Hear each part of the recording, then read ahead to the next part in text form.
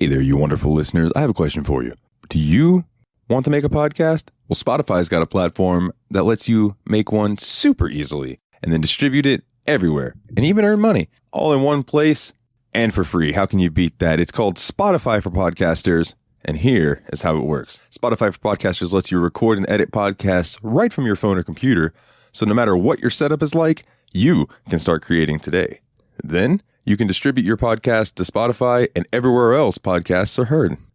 Video podcasts are also available on Spotify. And when you want to take conversations with your fans to the next level, there are Q&A and poll options available, and those are the best way to get them talking. With Spotify for Podcasters, you can earn money in a variety of ways, including ads and podcast subscriptions. And best of all, it's totally free with no catch. Ever since I've discovered Spotify for Podcasters, it has made doing my shows like the Steam Machine Podcast, Yabs Pod, and the JRPG Report much, much easier to do. Like being able to just go on there, record them, upload it, boom, it's done. I don't have to pay for a site service to host or anything like that. It's fantastic. So I highly recommend that you give it a try. Download the Spotify for Podcasters app or go to www.spotify.com/podcasters to get started today. This week on the Steam Machine Podcast, we see if we can run a sardine graveyard.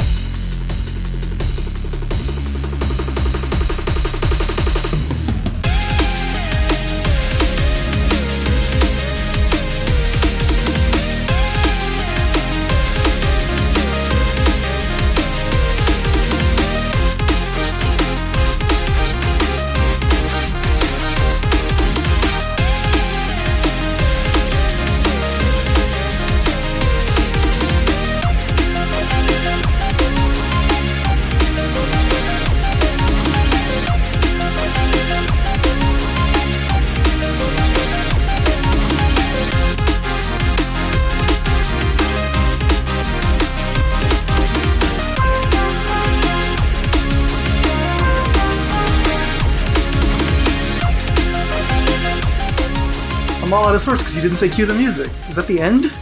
That's the end. Shit. Hey, everybody, and welcome back. God damn.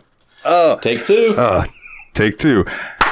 Hey, everybody, and welcome back to this week's episode of the Steam Machine Podcast. My name is Dalton, and joining me, as always, are my good buddies. Hey, y'all, it's Nate again. Grave pun. It's Phil. It's Willie. I don't know. I couldn't come up with a grave pun. I was sitting there thinking, I've got to have a grave pun that goes with my name, but I couldn't come up with anything. Oh, I mean, it seems like your grave pun was dead in the water. Hey! Speaking of dead in the water, you could throw bodies into a river in this game. Not only could, but it was like one of your quests within the first 30 minutes. But we will get there. Gentlemen, how are you doing this week, first and foremost? Everybody have a good week this week? I've had a pretty darn good week, you know? Just unwinding the rest of the work week into Christmas. Been playing some games on Twitch and stuff.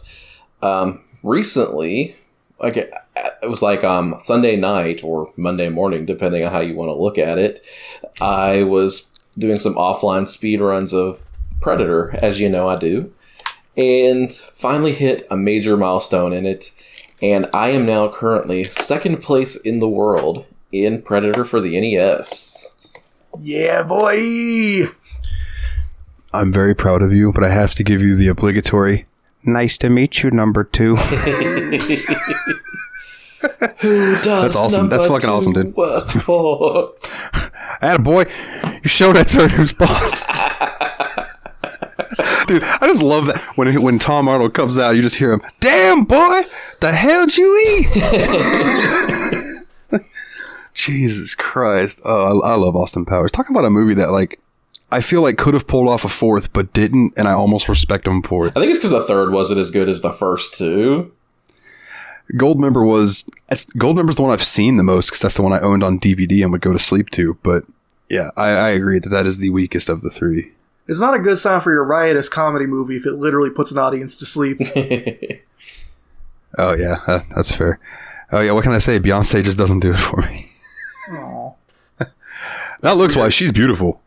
But okay, like, I was gonna say, that's weird, man. As an actress, yeah. Gotcha.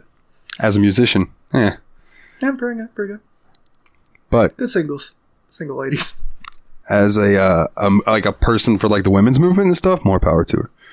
Yeah, She's inspiring and stuff. That's the word I was looking for, as far as being an inspiration. That sounded so insincere. She's inspiring and stuff. I'm actually meant that, but I sounded so like sarcastic. I'm not being sarcastic.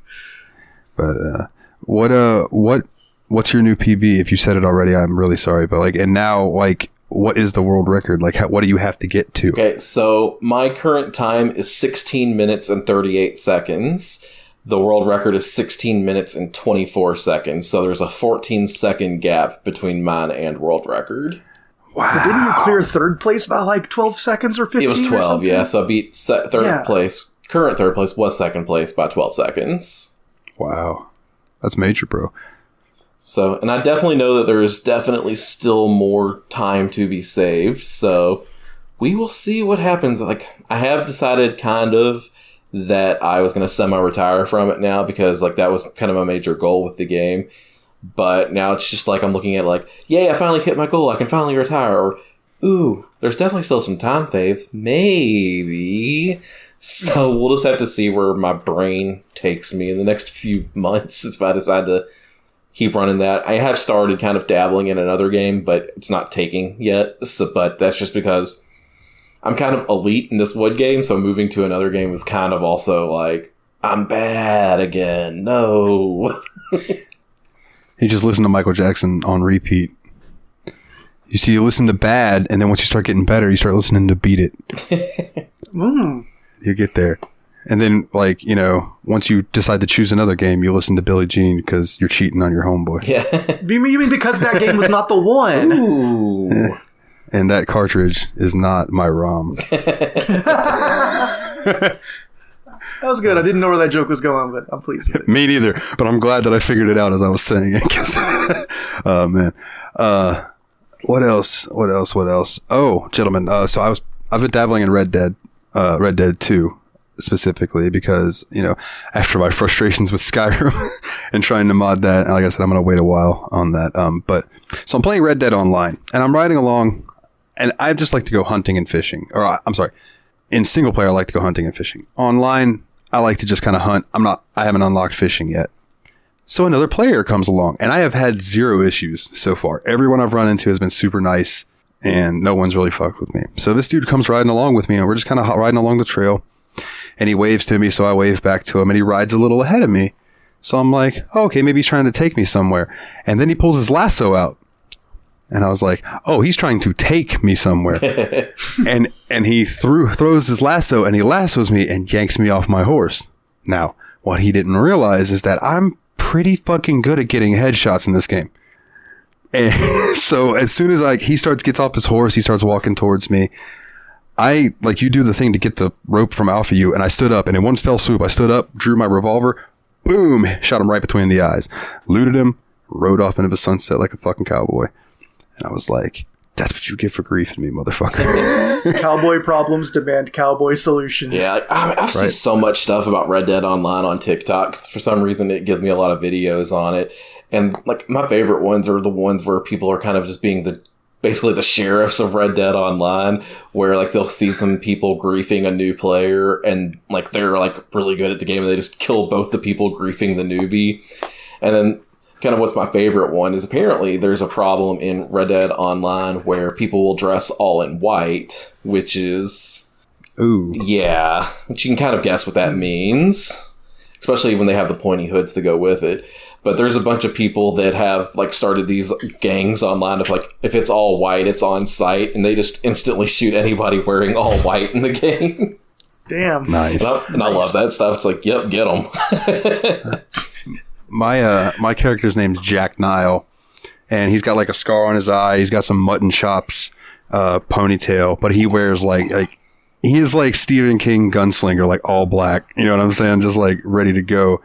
And I might write what's the word I'm looking for? Like a concept outlaw country album based and make him the main character, because like when I look at him and his name, like I said, his name's Jack Nile, I can just picture in my head like a little telling the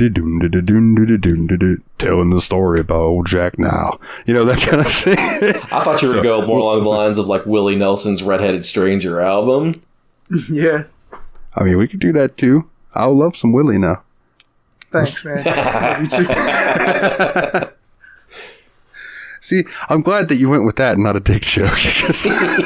I feel like I'm on thin ice if I make dick jokes every time I hear my own name. That's Thin ice brand. Hey!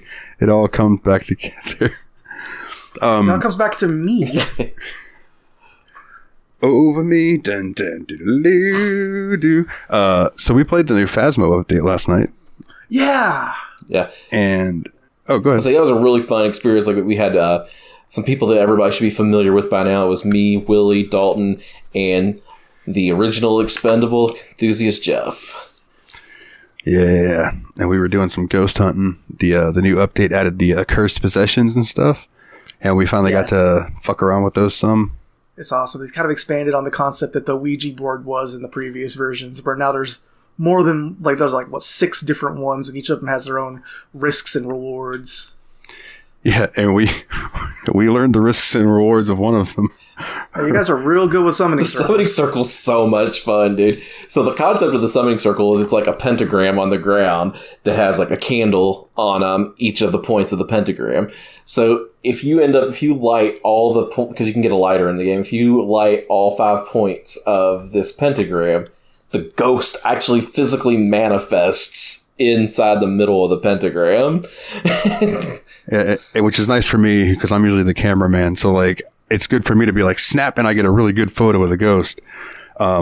But it also pisses it off, and it immediately starts hunting whoever did it, or whoever's nearest to that. And it's not the same room as the usual haunt room. That's the other thing. It'll yank the ghost halfway across the map to show itself, and it looks really cool when it happens. yeah, it does look fucking really awesome. The first time we found this, I was like, hey, Dalton, you need to get a picture of the ghost. So why don't we head up there? Because it was like upstairs while the ghost was downstairs. Why don't we go up there and get this thing lit so you can get a picture of the ghost? And this was our first time messing with it, so we didn't know like how it was going to exactly respond to it. So like I just go around, start towards the staircase, light the first candle, then I start going around the circle, not thinking about my position when I was going to be done lighting it. So I lit all of the points of the pentagram, and then I'm like kind of like standing against the wall, like in a corner, so there's like nowhere for me to go.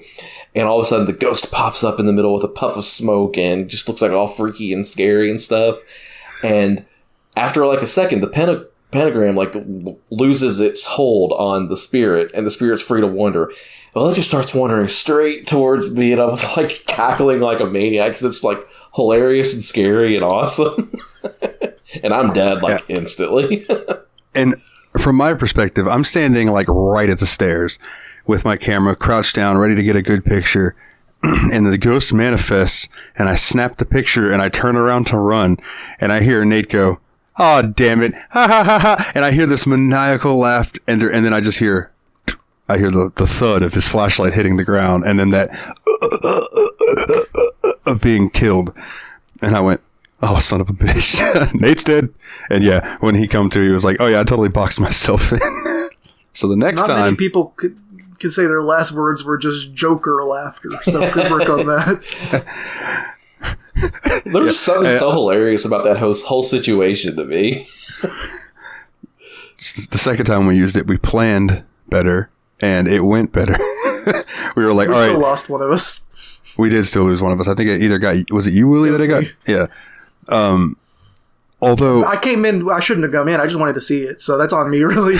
Yeah. hey, but it was worth it. It was worth it.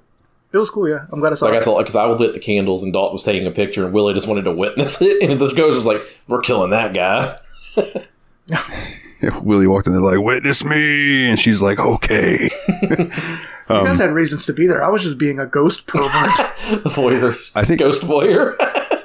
Yeah, right? I like to watch. like every time, there were a few different times that I couldn't help but laugh my ass off when Jeff died. God, Jeff has Because- the best deaths. I love it so much. He will just shout, "Ah, it's coming right from," and then he just cuts out the shit. I don't know if it's something he does or what, but he seems to get the most targeted, too. Oh, dude, yeah, all those Onryos last night just kept killing Jeff. We had a run where we had like 6 games in a row where the ghost was an Onryo, and every single time it like got Jeff like 6 times. Then we got another one, like, okay, it's the same evidence, and Jeff's gonna live, hooray! Guess what? That was our first encounter with the mimic, which can mimic another evidence piece. So, unfortunately, it was the known Rio, and Jeff never survived one of those. Yeah, the funny thing about the mimic, too, because that was also added in this update, was apparently it has, like, 4 qualifiers, and one is always going to be orbs. So it's like, we'd always get 3 pieces of evidence, because that's what you usually get for your ghost, and you're ready and good to go. But this mimic is really throwing a wrench into that, because now if you have orbs, you gotta wonder, is this actually the ghost we think it is, or are we just getting orbs and it's a mimic? Yeah. Yeah, basically, so you if you see orbs, you're like, all right, cool, but now we have to see if we find 2 other things or 3 other things, and that's going to be interesting, especially on the harder difficulties. Yeah. Yeah, because especially like on Nightmare, it already doesn't give you one of the pieces of evidence, right? So I'm imagining that like that's going to be a really tough nut to crack. Well, actually, on Nightmare, if you get 3 pieces of evidence, then it's a mimic, because they always give the orbs. True. So that could be a giveaway for that one. We haven't fucked around with Nightmare much though yet. No, not yet. Yeah. We'll get there. We did it like once for a laugh, but one thing I was impressed by this update too is because like they're doing like a Christmas theme, because it's not like how they did a Halloween theme, everything on the first one. They added a Christmas theme to this one, and during some of the ghost hunts, instead of like your typical ghost sounds, you'll hear like a jingle bell. But for some reason, it works. It still gives that. Oh, it's so creepy. Yeah, like I don't understand why, but it's just as creepy as your typical "hey" ghost sound or whatever. What they need to do is they need to patch in Goldberg as Santa from Santa's Sleigh. Yeah. And make him one of the killer things. Oh my God. Speaking of, so we had one house, and I don't remember, I think it was one of the townhouses, but do you guys remember? I was freaking the fuck out about the way one of these bitches looked. One of these ghosts looked like Baraka. Yeah. Like the mouth looked like Baraka, and she kept getting right in my face. Like if I was in VR, I would have shit myself. Yeah, that was at the prison. Was it the prison? Yeah. Okay, yeah. She kept like walking. She walked right up to me and like didn't kill me. She just stood there in my face like, I'm not John Cena, motherfucker. You can see me. And I was in fear, so I turn and I go like and run, and the event stops or whatever. So they're like, all right, so they're definitely in here. She kills one of the other guys. I think it was Jeff that died first in there. Always. And we're like, okay, so we need to figure some stuff out. So I go back to the van to go get some more items, and she's like right there so there's metal detectors, and then there's the door out, and she's right on the front of the metal detectors, just floating in midair, just twitching unnaturally in her full ghost form. Like I walked up to her again, got like face to face with her, and she's just sitting there floating until I walked through the metal detector and she disappeared. And I'm just like, I really don't even want to come back in. I think she's coming after me, but I did. I was the one that survived that round. That was the worst ghost, man. That one was a pain. Yeah, because other than showing up to me, she didn't really show up much at all. No. But she was really good at giving EMF, really good at doing, I think, temperature. But, like, the orbs and dots was what we needed, and just no cooperation on those. Like, Nate figured out in the end that he could, like, reorganize the dots in the camera to get a better view of things, and it worked out posthumously. No, I'm sorry. Nate is the one that lived that one, now that I'm thinking about it. Because he moved those, and he told me to watch the dots. But then I ran into the room and just ran straight into her, so she killed me instead of Nate. I think the ghost was after me at that point, but Dalton didn't know what the ghost was doing and walked directly into it. And after that happened, I was like, "Get down, Mr. President!" And once that happened, I just ran out the door to the van and just started watching the camera. And luckily, my movement of the dots projectors made them show up on it. Yeah, it was a fucking blast, and I look forward to trying it out more, because there's still cursed possessions we haven't even come across. You know, we hit the tarot card once, but we didn't know what it was or how to use it. So I like took a screenshot of it, and then Dalton looked it up afterwards or whatever. Yeah, so I think the only ones we've actually been able to use so far are the voodoo doll and the summoning circle. Yeah, I wouldn't say we used the voodoo doll. We figured out how to die with the voodoo doll. No, dude, I swear by that. I stopped that hunt one time. I think because it was going after you, and I pushed the pin, and it pissed it off and made it come towards me, and then the hunt ended or something. I don't know. But yeah, they get worried when I get the voodoo doll, because I'm not afraid to just mash my R button until all the pins are pushed in and be like, let's see what happens. But it'd be cool to like actually, figure out okay, you push a pin in, maybe it makes the ghost do something, and we can try to trigger it that way. You know what I mean? Yeah. There's different ways to go about it. And then, like, the music box, we haven't found that yet. I'm interested to see how that works. The music box or the cursed mirror. And I don't think we've seen the Ouija board yet since it became a part of the grouping. But the big thing with the Ouija board now is you have to tell it goodbye when you're done with it. Right, that's right. If you don't, apparently that ghost will hunt and come straight for you. So yeah, the text in the patch just said, make sure you say goodbye, ... or else. Yeah, don't be rude to the ghost. Come on. Which I would like to test, so I will totally, if we find a Ouija board, I will totally go up to it, tell it to suck nuts, and then walk away without saying goodbye and see what happens. I'm cool with that. But yeah, I look forward to playing some more. Maybe we can hash out maybe a little bit this week or something. Yeah, absolutely, man. Since this week is going to be a bye week, and that is a beautiful segue into that next week we are going to release our year in review episode. Since it's coming up on the end, I figured it's the holidays this week. Let's just take kind of a break where next week we can just kind of talk about the show in general and how we've had this year. I don't really have a ton planned for it other than I'm going to do some giveaways. We're going to have some giveaways. So if you will, good listeners, send us an email to thesteammachinepodcast@gmail.com and tell us, your favorite memories from the year. Maybe favorite episodes, favorite story, favorite moments, least favorite episodes, maybe. Yes, please roast us too if you're at it. Tell them I have a dumb voice. I sound like a nerd. Yeah, if you want to make fun of the episodes where it's just me and I'm really struggling, please do. Like, it doesn't bug me at all. And Anthony ruined the podcast. Yeah, if you want to shit all over that Hollow Knight episode, it's terrible. That's just send us an email, and that will get you entered into a contest. I'm going to let Steamy. I'm going to put all your names into like a little thing to have Steamy randomize, and a winner picked at random will get a Steam copy of Just Cause 3. And that seems so fun, man. I have half a mind to steal that code from you. As a bonus, the codes that Ares had given to me, Eraser Adam, he had given me codes for the Neptunia Rebirth 1, 2, and 3 games, and I haven't been able to figure out a way to give those out.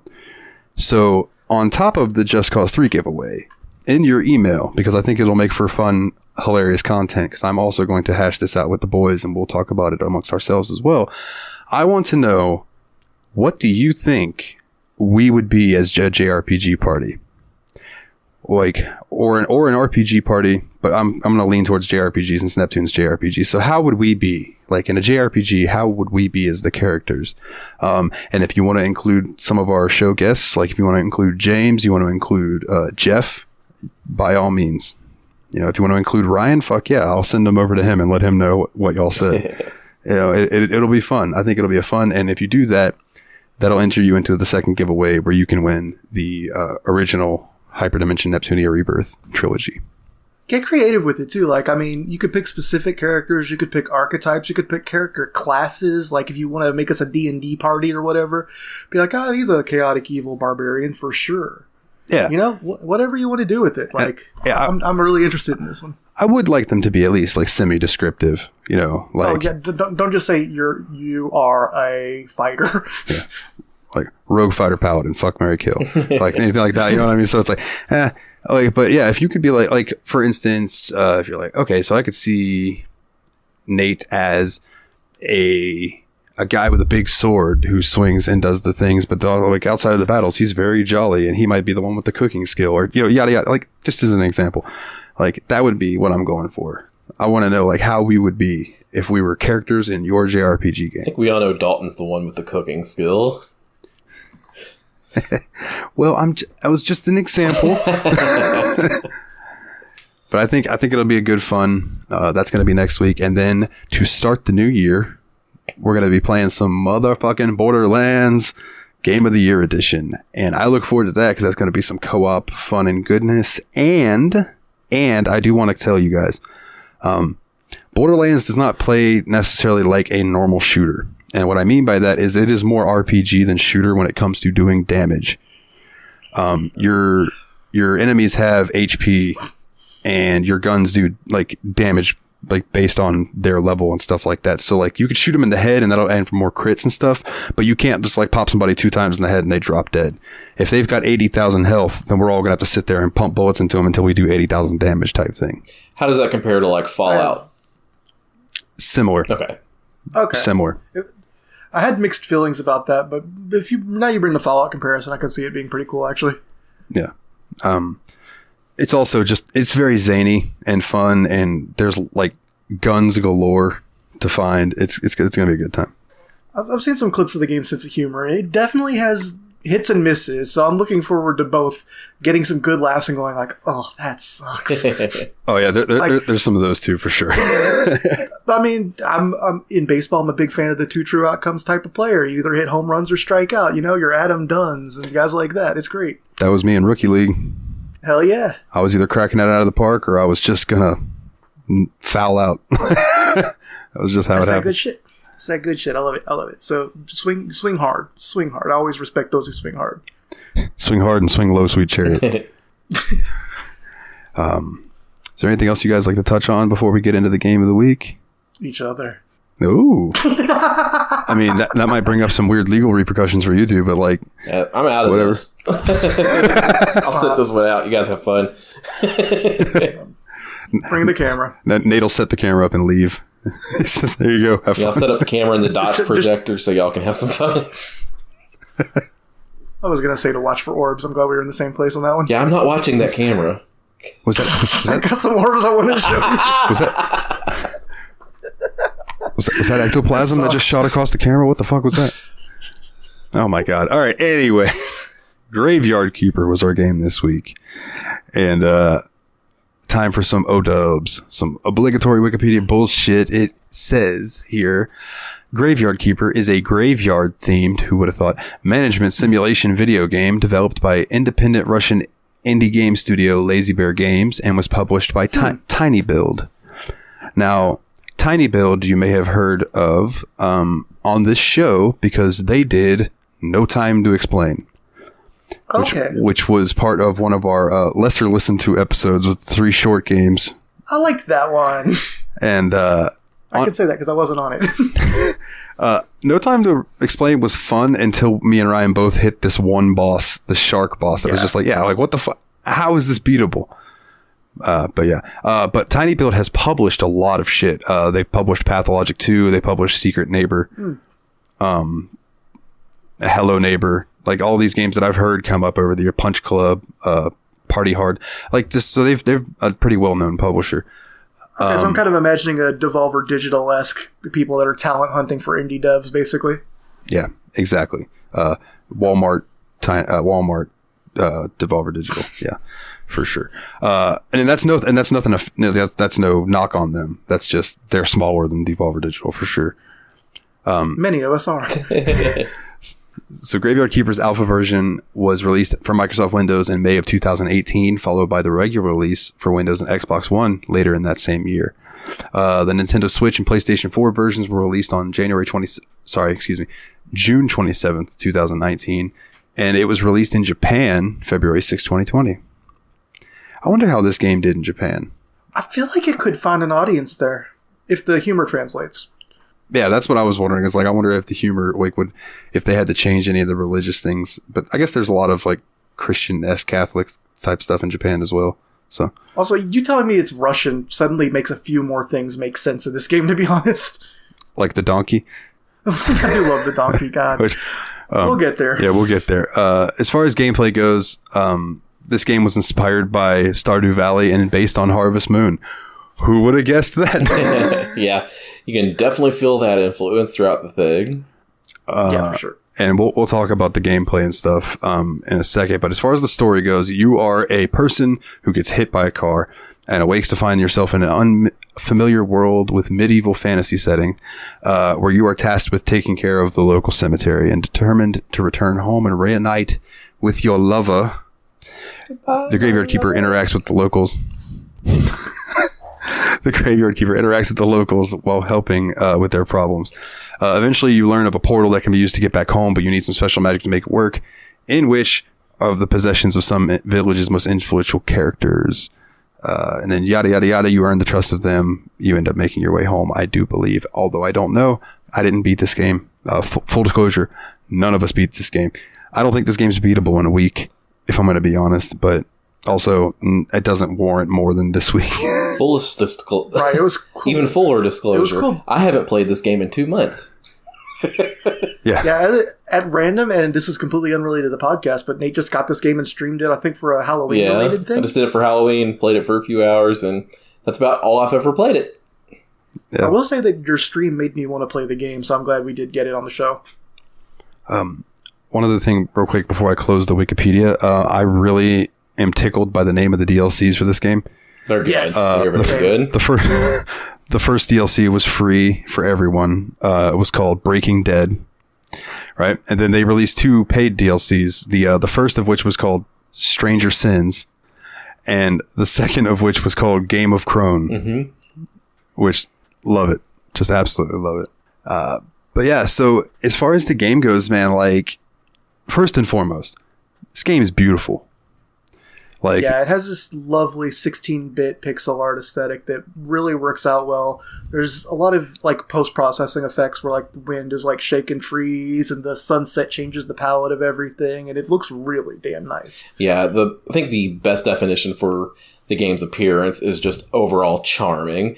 Like, it does like kind of like spooky vibes versions of what you'd expect from something like Stardew Valley, and I just think it executes very well.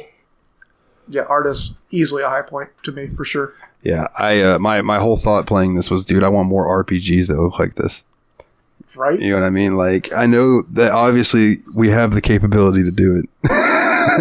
Like with that new Dragon Quest 3 remaster thing, like 2D has such a pristine opportunity to look really fucking good. And then you add pixels, like, and people have only gotten better with pixels over the years, you know, and so just seeing them so refined and pretty, and like you said, like the little things like the trees blowing in the wind, or like the hay that would just sway, the hay sway. There is one game that has done that pretty well recently, and that was if you played Dragon Quest XI in 2D mode. Yeah.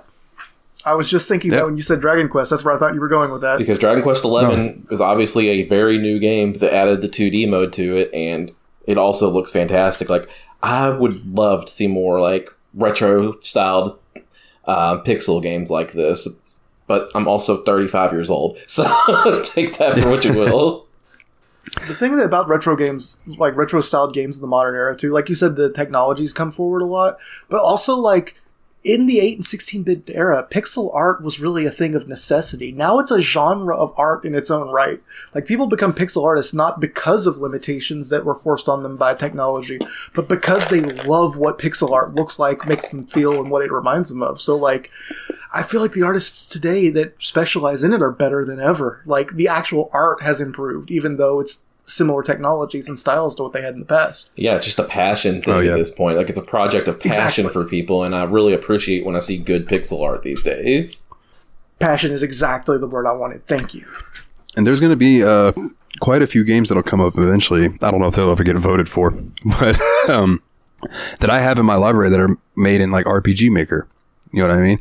And those aren't like the crispest, but like sometimes there are some really good, like hidden, to quote Metal Jesus, hidden gems for these RPG Maker games, because it's like people are using like what they have to make the game, but their story that they have to tell is fucking tremendous.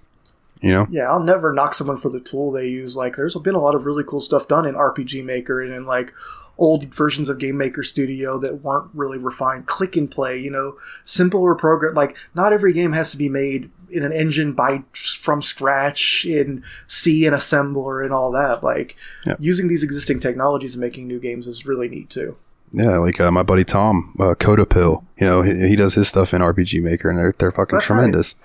Yeah, no, and it's silly to think I that you think need so. to develop your own engine for every single video game. I mean, like, that's just silly. Come on. Yeah, I mean, again, that goes back to like, I can understand back in the day when it was a necessity.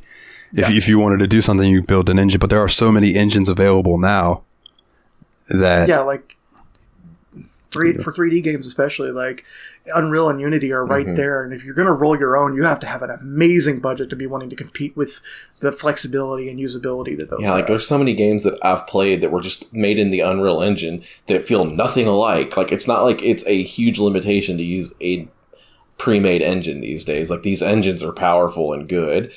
Yeah. An interesting dynamic between two that I've seen lately is because, I like the skateboarding games. So I have the two that are supposed to be like the predecessor, or I'm sorry, not not sequels, Successor. but like is it predecessor? No, successor. Successor, thank you. The two successors to Skate series. One's called Session and the other's called Skater XL. Session is made in Unreal and Skater XL is made in Unity. And it's just interesting to see the differences in the two, because there are major differences in the two. And then EA came out and announced that they're going to do Skate 4. So now, I don't know what's going to happen with those games, if they're going to get buried underneath Skate 4 when it comes out. But Session is still very much like early stages, and it's much more, I don't want to use the word janky, but I mean, it's janky. You know what I mean? I feel like a proper successor to Skate should have a little bit of wackiness, especially in the physics part of the game. One of the things I love about Skate is the fact that it has to account for so much and calculate so much with its ragdoll physics and stuff that it does some ridiculous things at times. Oh yeah, like throw you into the air way higher than you need to go. That's more along. You just got hit by a giant in Skyrim. That's more along the lines of Skater XL, where Session is more like skateboard simulator. Okay. Right. But the thing with both of them is Session has a quote unquote legacy style control scheme where it plays like Skate, right? But Skater XL, which I like Skater XL better, you have to turn with your left and right triggers because your right stick controls your back foot and your left stick controls your front foot. So when you ollie, you got to hold your back foot down and then pop it, but then you have to take your left stick and throw it to the left so you'll kick flip or whatever. So it's very much a much more intricate controller input, but bro, fucking satisfying. I took some clips last night. Whew, I got to figure out how to share them. I was proud of this line I did. Anyway, I'm just skateboard some brief nerding. moments, and that was really fun. To bring it back to our game, what do you think that Graveyard Keeper was made in?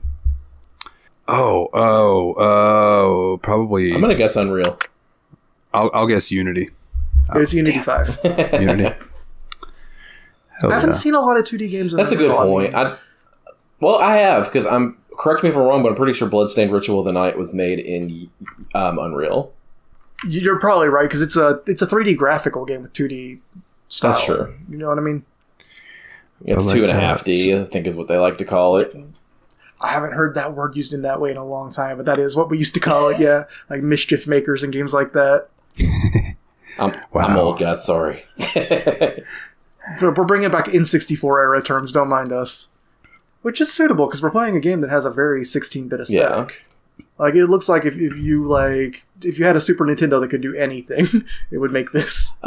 Moving forward with that, like, with the graphics, I thought was very satisfying. I also think they did a good job with sound design. I felt like it was very ambient. Like, it wasn't overbearing, but it set a mood perfectly for whatever you were doing in the game.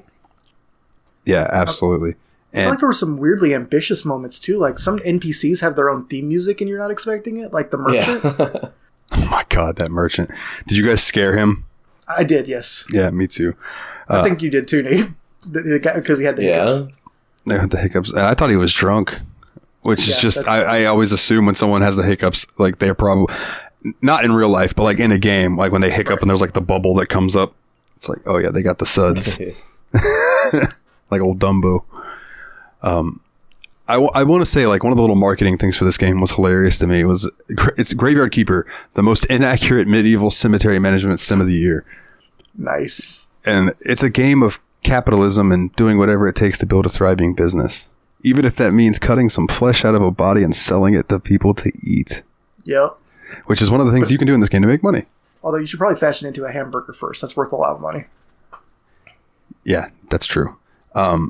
So this game's got like a basic gameplay loop. You go out, you try to work on your graveyard, or maybe you do some farming in your farm, growing carrots for the fucking communist donkey.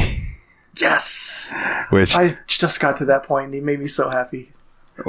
So when you wake up, you meet a skull. I think his name's Jerry. Yeah. And he doesn't cuss, but he says "sard" a lot. And I think that is his version of shit, fuck, or any of the like. It's basically Smurf to him. He uses it for everything. That's a good way of putting it. And so the loop is basically just do things till your guys gets tired, then you go to sleep. And rinse and repeat. If you've played Stardew Valley, if you've played Animal Crossing, if you've played like any of these types of games, it's the same type of style. But this one just has a gothic aesthetic to it that appeals to me in a way. Yeah, it's and gothic not in the sense that everything is really dark and melancholy. It's actually kind of like it uses the morbid and macabre elements for humor more than anything else a lot of the time. Yeah. Yeah, okay, so let's get into it. Yeah, like a good example is the donkey that brings you dead bodies. You can understand it, and it's like, whoa, you can hear me talk? Well, let me tell you how much I fucking hate capitalism. Yes. Which is hilarious. Yeah, later on in the game, he actually, once you've repaired the church, he's like, wow, you own a lot of property. That means you're a capitalist too. I'm going on strike. And from that point on, he won't make any deliveries unless you feed him up front. Yeah. Good for him. Donkey worker rights. You have to grow carrots and then go and fill the bucket of carrots. And he wants 5 carrots per body, I think it was. 4 or 5. And he said 5 to me. Was it 5? Okay. And yeah, that can get to where it's like, oh shit, well I guess it's going to be a day or two before I get a body because my carrots are not grown yet. Dude, the thing is with the early part of the game, like I was getting more bodies than I knew what to do with. Yeah, same. So I'm kind of happy that I have the option to freeze it now. Yeah, I think that because like I remember that part stressing me out. I was like, oh god, I'm trying to go do something now, but here's another body. I need to take care of this first. And it ended up being stressful for me, honestly. Because it does kind of stop everything you're doing since you have to, there's a health meter on the body and you'll lose potential, virtues and sins, I think, if it takes too long to bury it. Yeah, which the autopsy I want to get into in a second because that was a whole other fucking thing. But like, one of the first things I repaired by accident was the body chute. Like where the donkey drops the body off. Like all of a sudden I like went up to that thing and I was like, oh, what is this? And I fixed it and it was like just like this thing. I'm like, oh, so I went down in there and I realized the other side of it needed to be fixed. I was like, shit. So I went, same thing. Had to farm the stuff up and whatever, and then fixed that. But then what I liked though is when you're walking by the morgue, it would put a little thing up in the top right corner to tell you if you had a body in there or not. Yeah. So it's like, I would look there and be like, oh, he dropped the body off. Okay. So then you make your way down in there and get it. And hopefully you got it before it decayed too much. But that's when the autopsy starts. And this is where I had to look it up. I butchered so many fucking bodies that I had to look up how to like it works, right? So you want to remove the blood and the fat. That's 2 red skulls or sins removed immediately. Oh, that takes sins away? Yeah. Oh, okay. Good to know. So then I think it's you don't want to take the skin off. I don't think you want to. There was like 3 of them that give you a random. So like, I think it was the skull, the guts, and one other piece. I'm not really sure. So you're telling me if I go get a liposuction, it will suck my sins away? Yeah, lipo for Jesus. If we did episode subtitles, man. A graveyard keeper. Life. Oh, Jesus. Okay. I done lost where I was. Oh, so the 3 ones, they can give you random. So they can either add 2 white skulls, take away 2 red skulls, or add 2 red skulls. So you're kind of gambling.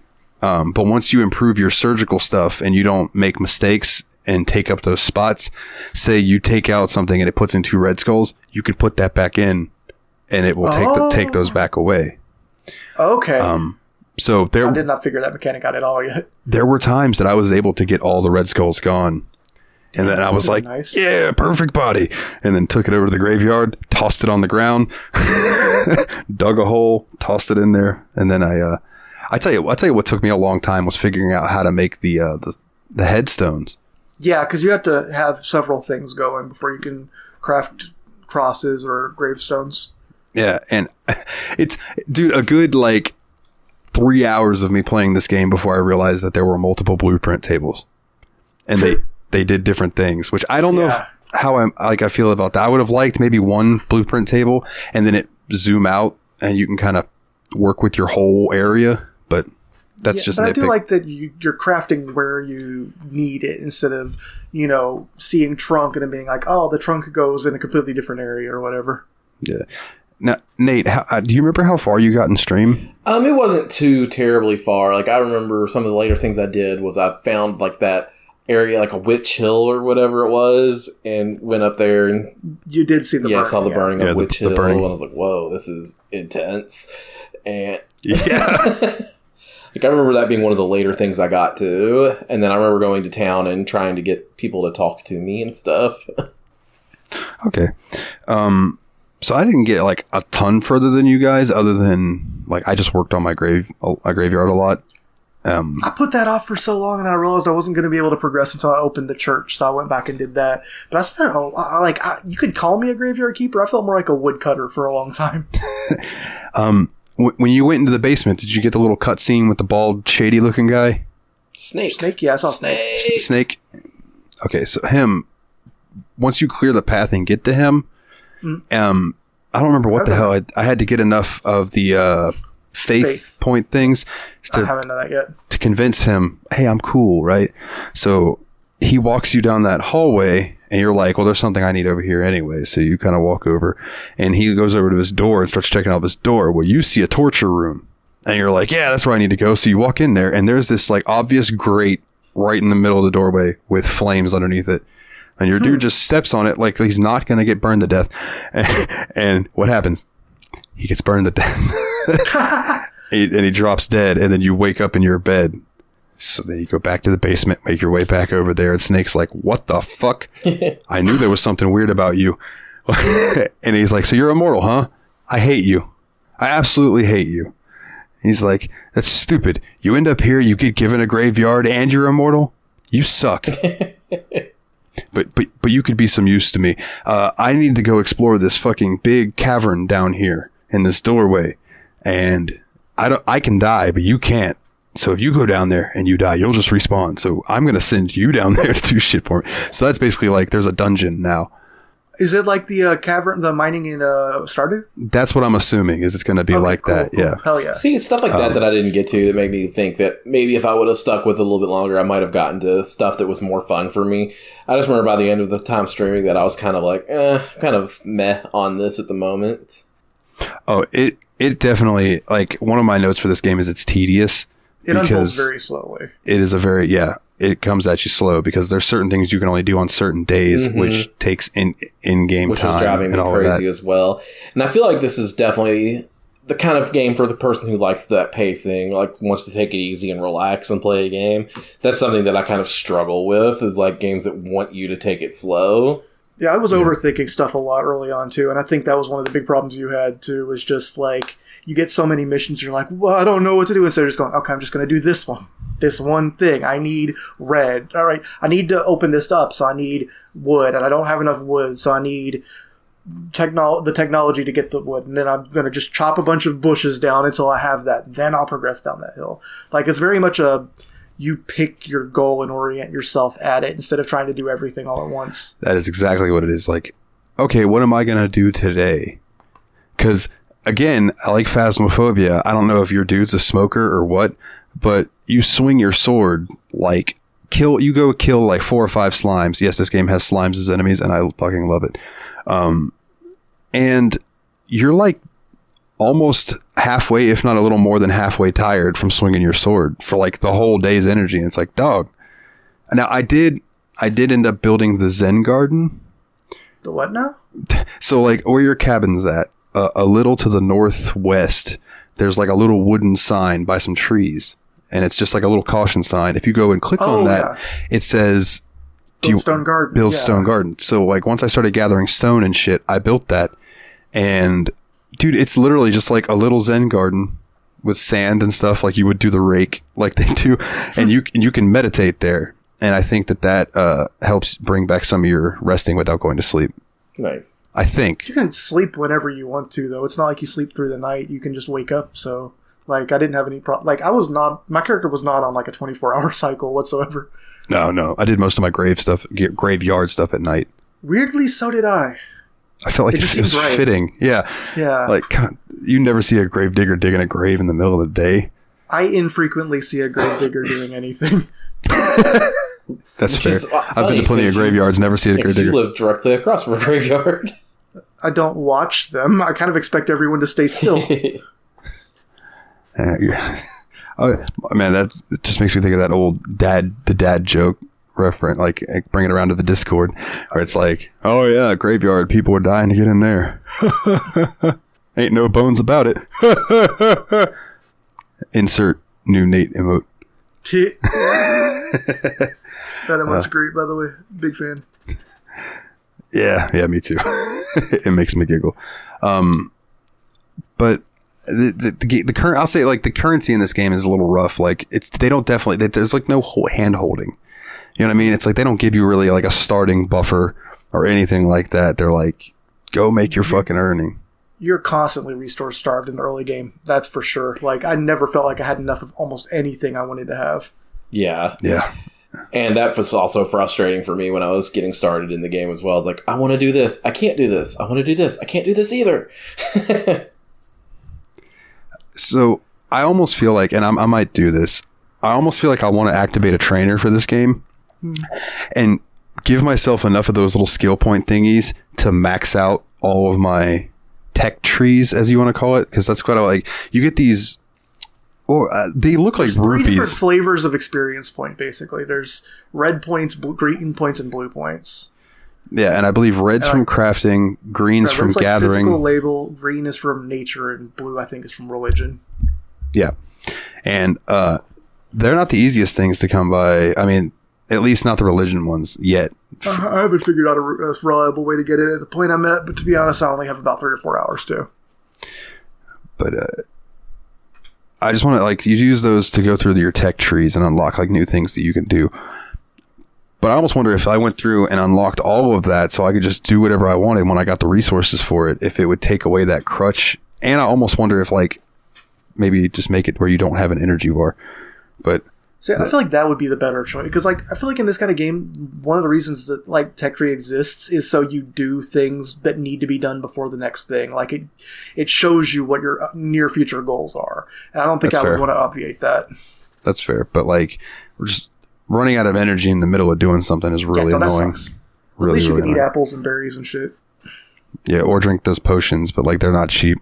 I already used up my potions. Yeah. Yeah, same here.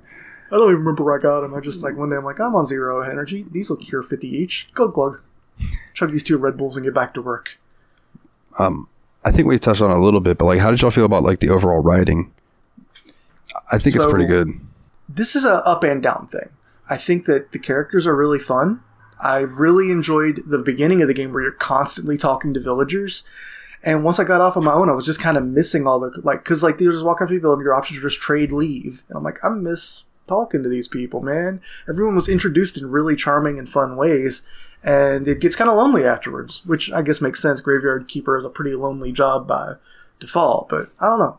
I enjoyed the characters. Like, Jerry and the donkey especially are, like, my favorites. Yeah, I definitely think the game was very well written, and that when you do meet the characters, they are super interesting at first. But I don't think I got far enough in to where it was getting that situation where I was talking to people and not having any real conversations. So I could see it definitely being kind of a bummer getting to that point while playing the game. I want to say, too, that for being done by Russian developers, I saw little to no translation issues.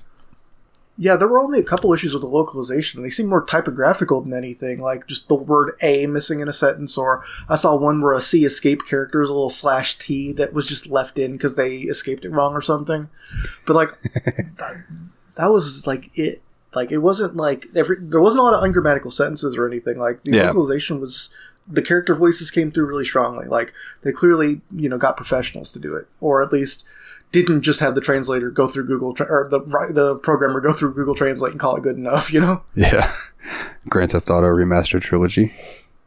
Looking at you. Oh, you want to know one of my favorite stories about a game using Translate incorrectly when they did localizations for other countries? I don't.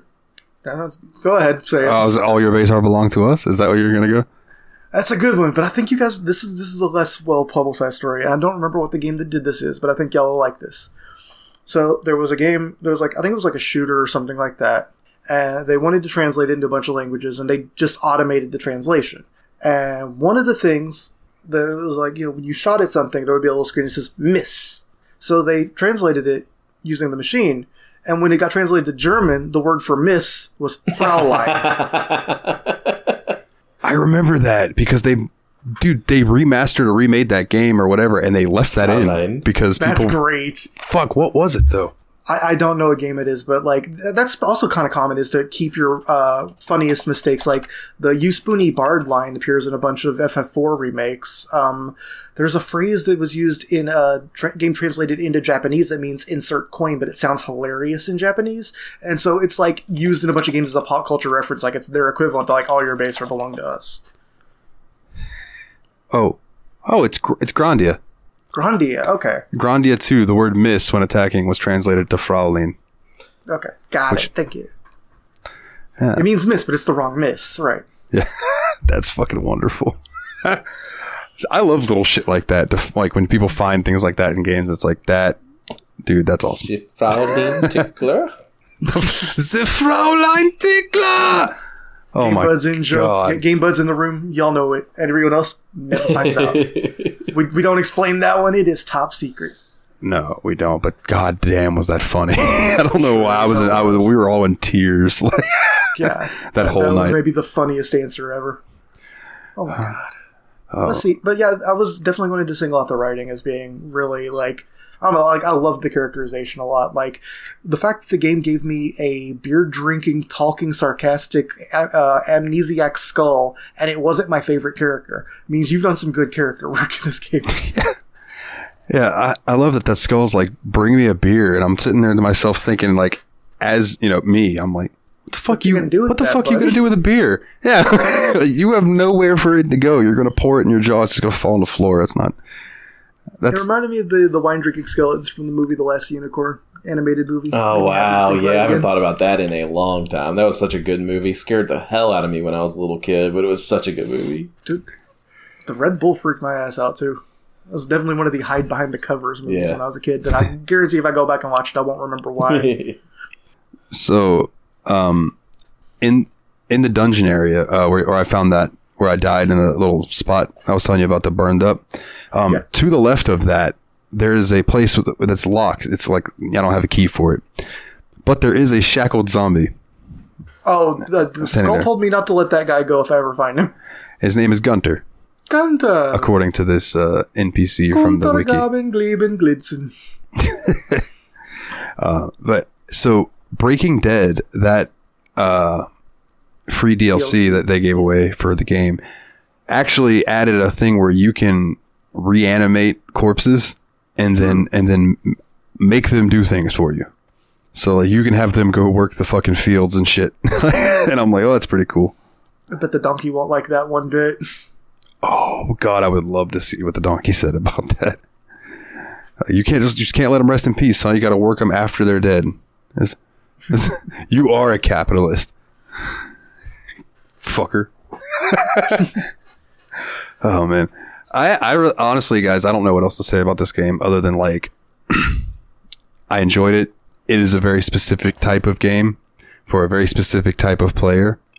But like, I don't even know if it's for a specific type of player. I think it's a specific type of mood you have to be in. That's fair. That's one of the reasons it took me until today to even do much of it. It was just, I didn't know I was ready to jump into it. 'Cause it feels like the kind of game where you kind of want to go, oh, I'll just play this game for 12 hours.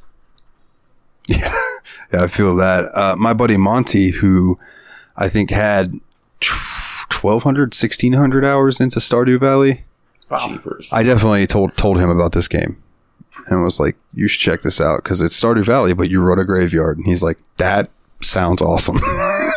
Yeah, I think that was one of my initial reasons why I picked up this game even before ever we were deciding to play it for the show, is because I've always kind of been curious about games like Stardew Valley and Animal Crossing and stuff like that. And I wanted to see if there was something for me, and this felt like more of the environment that I would enjoy playing that kind of game in. Yeah, makes sense. That's fair.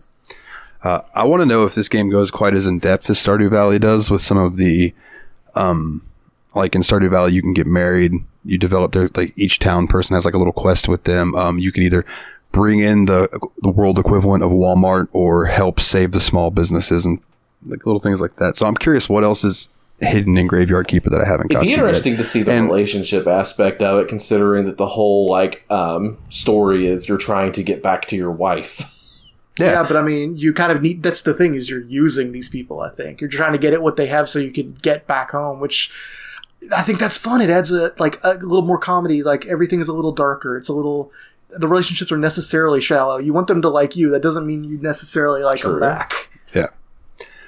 Also, and I did look a couple of the wiki pages just because I was looking individual things up while I was playing, and it looked like a lot of the characters have really long quest lines. So, like, I do think that there is a lot of depth and time and you can put in this game. I didn't How Long to Beat It, which is I'm actually going to do right now. while you're doing that, this game does have fishing, which I unlocked but haven't done yet, and I do want to check it out because if anybody knows, I love fishing. That was one of the things I spent way too long trying to figure out how to unlock when I saw that it was a thing in the game, just to realize that I am nowhere near capable of unlocking it at the point where I was in the game. Yeah, you need moths, and to get moths you need insect keeping, and that requires blue experience, which we didn't know how to get at that point. I did look it up, and this number does not surprise me, but it definitely says we've only barely scratched the surface. The How Long to Beat average is 45 and a half hours. Okay. Yeah. So this is a full-length game. This isn't just a cute, bite-sized parody of Stardew Valley. What's the completionist time on it, do you know? Completionist is 67 and a half. See, personally for me, like you said, the game's a mood, and it's not a mood that I think I will find myself in too often. For a game that long, my money's better spent playing a JRPG. Yeah. That makes sense. Yeah, I'm in that boat too, but I mean, there are some times where I'm just like, I just want something that I can half pay attention to while I'm sitting here watching YouTube. That's Ultimate Fishing Simulator, baby. Yeah, that too. And for me, that would be like modded Minecraft. Like, the problem is, I was spending this game thinking, like, this kind of reminds me of playing, like, you know, the Tekkit pack or whatever, and getting all my machines to feed to other machines so I could get better technologies. I kind of wish I was playing that. Which, it doesn't mean this game is bad. It's been really good so far, and I probably will get back to it. But it isn't necessarily great when a game makes you think of similar experiences and then doesn't scratch the itch well enough that you don't go, but I'm playing this and I'm having fun instead. It makes you go, kind of wants to play that afterwards. Kind of like what Grim Dawn could do to people and make them want to go play Diablo 3. As you heard, yes. Grim. Hi, Grim. Hi, Grim. This game, I would say that, yeah, it made me want to go and dip my toe back into Stardew Valley. Only because, like, Stardew Valley has a mod where you can replace your horses with chocobos. Nice. And it's just fantastic. Oh man. Well, if I had to give this a rating, I would say that this is a solid game. It's not perfect, but like it's not shitty. So I'd give it like a 7.5 bodies hit the floor out of 10. So 1, 2, 3, nothing wrong with me. 4, nothing wrong with me. 5, nothing wrong with me. 6, 7.5, nothing wrong with me. Something's got to give. Oh god. I feel weird about giving this game a rating, to be honest, because I just don't feel like it's really for me. You know what I mean? There's some things out there that I don't think are for specific people, and I don't think there's anything wrong with that necessarily. So I think for the first time, I'm going to abstain in giving a ranking for this game because I don't think I can fairly assess it. I think that is reasonable. Yeah, that's fair. Nate leaves an empty grave. I guess I don't feel like after reading that I've only played 10% of the game, and being that it is that much of a plot and, you know, task-focused game, like, I get the feeling that I know about how much I would like playing it, but I don't know if I'm ever going to play all of it, and there's a lot of opportunity for it to still surprise me, and there's a lot of opportunity for it to still run cold. So I feel like if I give the game like a 7.5, keep in mind I'm literally giving it 2 points on either side as a margin of error. So I'll bury it 7.5 feet under, but it could be a shallower or deeper grave. I'm just not all the way digging it yet. Yeah, and I can actually agree with that. Yeah, because like I said, it has enough that I'm curious to see it through. I'm just in no rush to see it through. That's it. There's a lot I really like about this game, but I just want to be in the headspace to play it. And unfortunately, have to play game for a podcast is maybe not the intended method by which this game is meant to be consumed. No, not at all. Like, and that's gonna be the same. It's a good game, but it's not a game I want to do homework on. It's gonna be the same thing when games come up like Stardew Valley or like Rune Factory 4, where they're more. Oh, like, is Rune Factory on the list? Neat. Yeah, Rune Factory 4 Special came out for PC the other day, and nice. It was on sale when I had some money, so I just snagged it. I'm excited to try that series. I've never played a Rune Factory game before, but I feel like I would like it. Me neither, but I've always heard that it's Harvest Moon with like magic and fantasy elements, and I'm like, fuck yeah, give it to me. So it's a port. It's like a remastered port of a 3DS game. So take with that what you will. Like, it's not going to be like amazing. I loaded it up. It's not amazingly graphically or anything like that, but it seems quaint so far.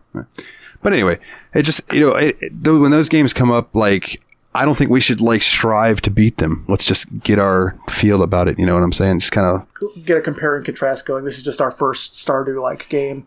Yeah. Also, I want to say, I feel like if you have played one of these games, you probably got enough information from this to know if you're going to like it or not. You know, like, I don't think that, like, there's probably surprises and cool stuff that happens deeper into the game, and maybe even the tone changes. Like, I wouldn't be surprised if it takes a turn for the serious at some point, but not too serious, because the DLC and stuff has funny names and stuff, so I suspect that sense of humor pervades throughout. I suspect that the slow, steady, and task-focused progress pervades throughout, and I think that, I don't know, like, I think one day you'll wake up and go, yeah, I'm in the mood for a couple hours of just having achievable, measurable things to do. Yeah.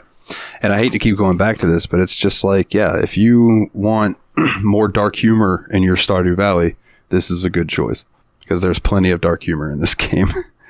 and puns. And I love puns. But yeah. And there's farming, so, Yeah, and there's farming. This game has farming. Stardew Valley does not have graveyard keeping. What now? That's fair. All right. Well, then let's get to some house cleaning. I want to give a shout out to all of our Patreon listeners with a extra special thank you to Nate Sir Cogsworth of the 7th of Juniper, Jeff the Original Expendable Old Jeffy Lube himself, and Eraser Adam. Thank you guys very, very much.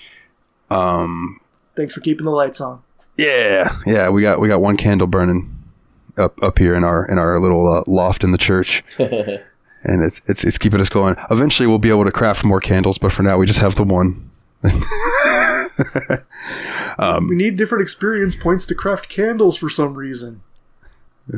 Let's see, the bit.ly/TSMP Discord, all capital letters. If you want to come join the Discord, we would love to have you. Vote on the new game. Yeah, and come vote on the new poll, which is a doozy of a toozy. There are definitely some, there are good meme choices, there are good serious choices, there are good meme serious choices. Like, I don't know what to vote for. I've been looking at this like, that would be fun, that would be funny, that would be a good episode. Don't know much about this game, like to learn more, just lots of different, it's quite a tasting menu. Yeah, we've got Hitman 2, which is not the original Hitman 2, but the reboot series, which is tremendous. I was actually playing it last night, so it's like steamy fucking nose. Then we have Shadow Blade Reload, which is a game that I've shown you guys, and Nate, I think you own it. I think actually I might have bought it for both of you guys when it was $1. Like, you're the little ninja. It's the 2D platformer. Oh, yeah. Oh, yeah. So that's one of them. Then we have Phantasmagoria 2, A Puzzle of Flesh.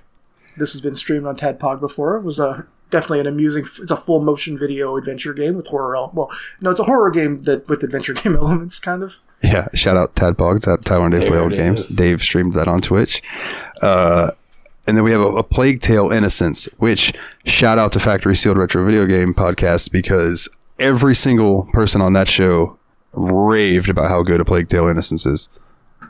And like me and Fenris in the Discord were talking earlier, like if you look up reviews and stuff, like everyone loved A Plague Tale Innocence, and it was like this hidden gem that didn't get enough attention. So that could be interesting. But to wrap it all up, is Euro Truck Simulator 1. Honk, honk.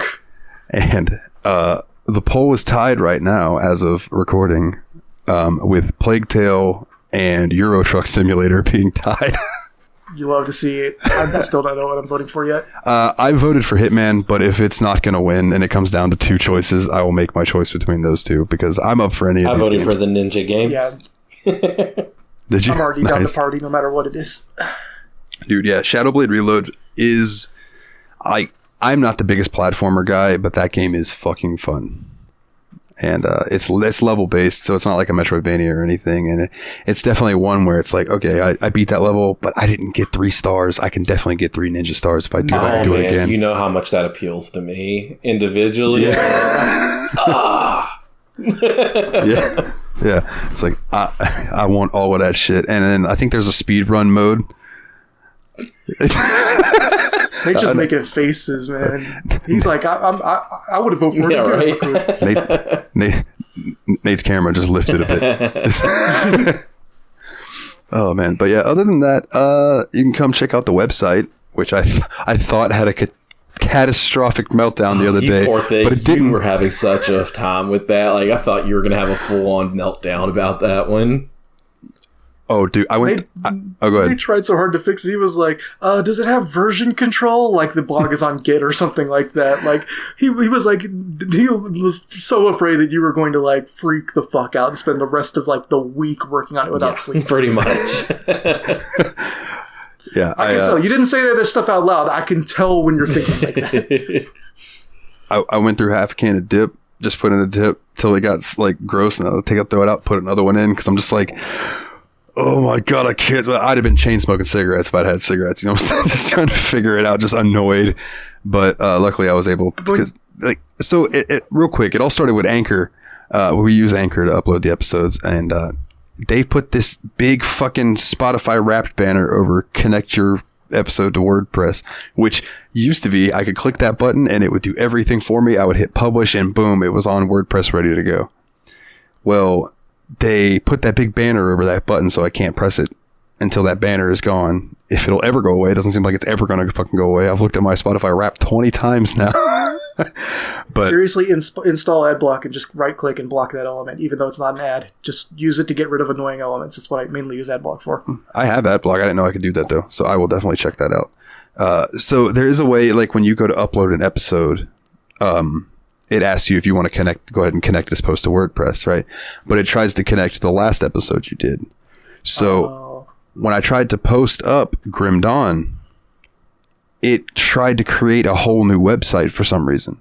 So Grim Dawn and all of our episodes got uploaded to this website that was called like the Steam Machine Podcast 8256741.wordpress.com. And I'm like, no, what the fuck? What the fuck? And Richard, I ended up I figured out how to delete that. And I was really, really worried that I was going to accidentally delete our actual page, but I didn't. And then I went in and I figured out how to embed the episodes, which that was the big issue, was I couldn't figure out how to get the episode into the post. But I figured out how to take their podcast player that they put in and make it only show one episode and be nice and clean. And holy shit, it took me hours, but I figured it out and it all was good with the world now. I know how to do it, so I'm never going to rely on that fucking connect to WordPress button again. I'm just going to do it my goddamn self. Weren't you trying to do it with iframes, and it turns out WordPress only lets you have iframes if you have a paid account? Yes. Yeah, it was like, yeah, this doesn't work because you don't pay us money. I'm like, what? What? I can't use that code? Iframe is a fairly dangerous HTML tag. I could understand them not wanting people to open up free websites and iframe a bunch of dangerous redirect shit. That's fair. That's fair, because you don't want people to, like, but I'm not, like, I don't know. I know they have no way of telling that I'm not, like, here to fish anybody. I just want to put my fucking podcast episode up. But yeah, the way it works now is the way that it's been. So now I know how to do that, like I said, by myself, and it's all good. So anyway, all of that to say, bit.ly/the Steam Machine Podcast, phonetically capitalized, and it is, it's there in all its glory. You can go see how bad I am at web design, but it's there and it works. The next Probably recap the contests again too, just to make sure that we got that out there. Oh, yes. Good fucking idea. And also, please, if you would, send us an email to the steammachinepodcast@gmail.com. And for next week's year in review episode, give us your best memories of the show, your best quotes, your worst memories of the show. Do you have an episode you absolutely fucking hate? Let us know. Was this episode playing when you got broken up with? Tell us. We will PayPal you $5. We won't PayPal. Have you we don't have $5. Have you fucked anyone while listening to us? I would like to know. Have you been driving in the car and seen a deer riding an elephant? I don't know. Anything that you want to tell us about with the show, messages. Honestly, just tell us if you've seen a deer. That's awesome by itself. Shoot. I get stoked when I see some wildlife, man. I'll see a turtle and I'll make your whole damn day. Right? And then if you see a bear, you're like, damn. And then if you see a man, you're like, Nate.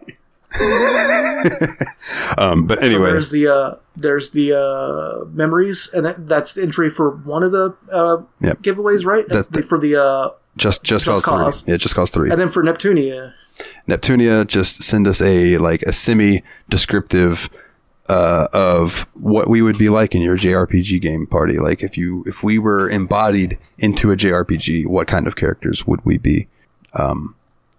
And have fun with it. Like, don't worry, at least me, don't worry about offending me. Like, you want to make me the fat guy from Dynasty Warriors with the big ball. That's cool. I don't care. You know what I mean? That doesn't bother me a bit. So, like, yeah, have at it. I am very intrigued to hear what your entries will be, and that will get you answered in a random drawing for the Neptunia Rebirth 1, 2, and 3. Courtesy of Aris or Adam. Thank you, Aaron. I said Aaron. I combined them. It's not Aries and Adam. Aram. Aram. Let's start calling him Harem. He's just got to have a bunch of girls following him around. Forbidden. Different harem. Oh man, but yeah. Other than that, gentlemen, I think that about wraps it up. Oh, I mean, if you want to go get an awesome ass shirt with our logos on it, you can check out tsmpproductions.threadless.com. That would be really cool. And my recommendations this week: go listen to Tadpog and Factory Sealed. It's 2 great podcasts.